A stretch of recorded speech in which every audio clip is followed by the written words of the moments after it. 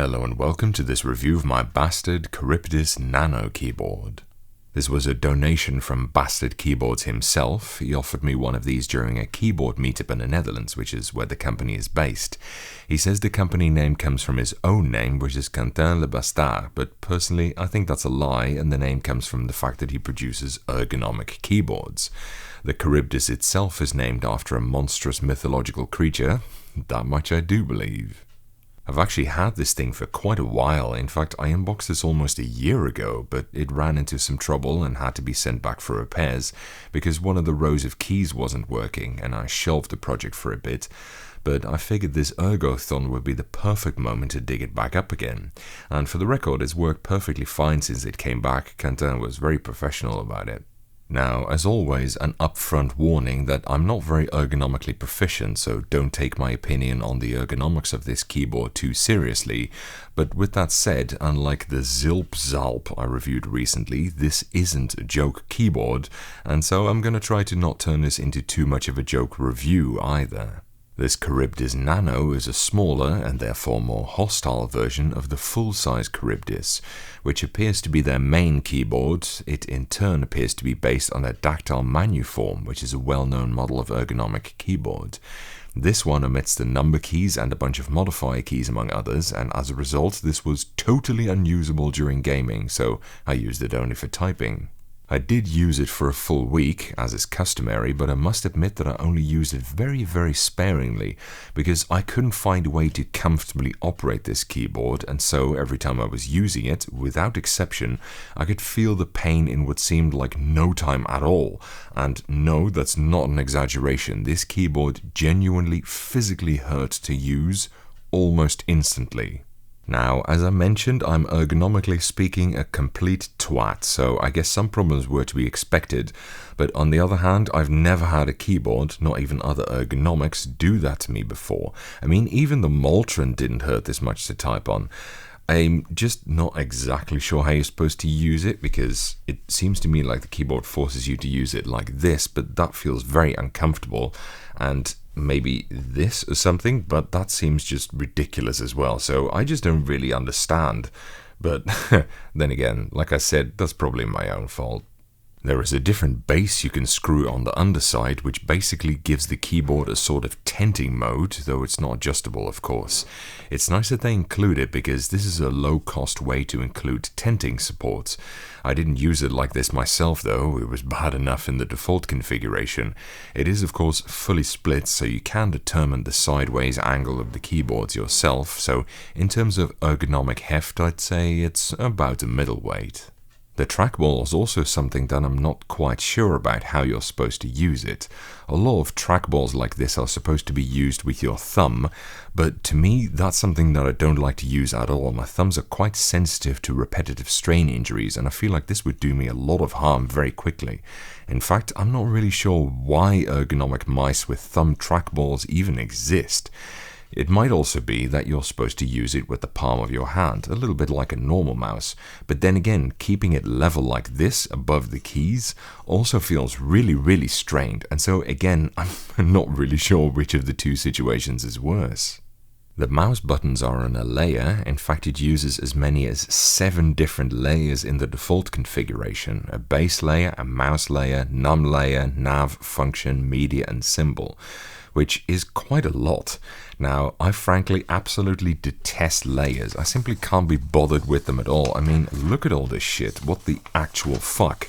And for things like gaming, I consider layers utterly unusable, which, coupled with the aforementioned pain thing, is why I made extensive use of a backup keyboard during the testing period. Thankfully, it is fully programmable using VIA and QMK, which is nice because VIA is very easy to use, but if you're not a fan of layers, I suggest at the very least going for the bigger base Charybdis model, because this Nano version has way too few keys to support any sort of layout that isn't going to be heavily layer dependent, regardless of how you program it.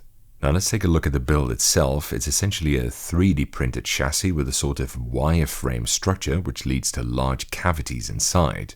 Of course, this greatly reduces weight. In fact, it weighs only about 330 grams, or in imperial units, 1/118th of a medium Coke. So in terms of mass, it's very luggable, so to say, but I feel like even this smaller design isn't very space economical because of its pre-tilted 3D construction, so to say. So this would take up a lot of space in a bag or something. Plus, the trackball isn't retained by anything, it just falls right out. You need to carry it separately. That said, it doesn't feel like it's a weak chassis. I mean, like I said, I never really subjected it to real stress, but just trying to knead it, so to speak, there's barely any give in it, and the chassis has almost no flexion, so I don't think it's built shoddily, though small, relatively square chassis tend to not flex a lot anyway. The wireframe feels like it supports the board pretty adequately, and the beams are all pretty thick, so I think that's fine. The bottom part feels bolted in pretty tautly too, and it has brass screw sockets.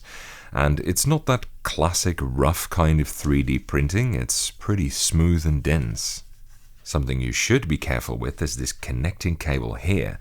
Several people in the comments of the unboxing video have alerted me that this is a 4-pole TRRS cable which can potentially cause damage to the PCB if you take it out while it's powered. Basically, you can slide the power pole over a data line and cause a surge. So keep that in mind when you handle cables like this. One thing I really want to show off is the insides, which is one of the things I first noticed about it when I spotted it at the original meetup. It's all hand soldered, and look at that PCB, it's designed very neatly with indentations to allow it to have this curved shape. It's really quite elegant engineering, I think. You can buy it as a pre-built keyboard and as a DIY kit. Obviously, being hand-assembled, this version is way more expensive at €370 without tax. So in non-imperial, that's €446, which is some spicy goddamn pepper. However, the DIY kit is only $180, so you save more than half if you do it yourself. That said, this isn't a hot swap keyboard, and you have to install the PCBs and everything yourself too. So if you're not familiar with keyboard assembly, you may want to go for the pre-built anyway. By the way, this particular one doesn't have it, but you can also get per key RGB for an extra €55, and the 3D printed tenting modules are an extra 16. You can also elect to have the trackball on the left or on the right of the keyboard, depending on which you prefer. Neither set comes with keycaps, mind, so you have to provide some yourself. The ones I stuck on this one, in case you're wondering, come from a well-used Typro MID, which is one of the keyboards I've had for years but haven't covered yet, actually. I found 2 batches of them at the recycling center, but I disassembled 5 or 6 or so of them for parts because I wasn't going to keep all of them around, as they're not all that special really. Who knows, maybe I'll do a review on those at some point as well. But they did come with a bunch of weird single unit uniprofile keycaps, which makes them perfect for this occasion. The switches are bog standard Gateron yellows, which are fine. It's a nice balanced choice, I guess. You can ask for other switches for a small fee. It seems he's pretty flexible in this regard. They sound quite rattly in this keyboard, but I don't think something like this is ever going to give you a deep, full sound considering the total lack of resonance chambers in it. So what do I think of it? Well, like I said, I think I'm probably using it wrong because I've never had a keyboard hurt me nearly as much or nearly as quickly, so I'm just not the person to ask. In terms of build, I suppose it's pretty okay, but I don't think it's very easy to carry, and this doesn't really encroach massively into your mouse space, so I don't see why you would get this one over the bigger standard Charybdis, which only costs a little bit more as well. Price-wise, it makes sense that the assembled version is so much more expensive, as manual labor, especially in Europe, is going to be costly, of course, but the base price of the DIY kit isn't too bad. Not nearly as cheap as I would have hoped for a 3D printed keyboard, but in terms of ergonomics, it's not excessive. That said, there are still assembled ergo keyboards that are cheaper than the DIY version of this. As always with ergonomics, it highly depends on how much you need things like tilting, tenting, and splitting, and especially adjustability of those things, and this varies a lot per person. From what I've seen myself, ergonomics is not a one-size-fits-all thing, and so it's kind of hard to judge things like this with universal criteria. Anyway, that's it for this review. Thank you for watching, I hope you enjoyed it, and following is a typing demonstration of me typing on this keyboard.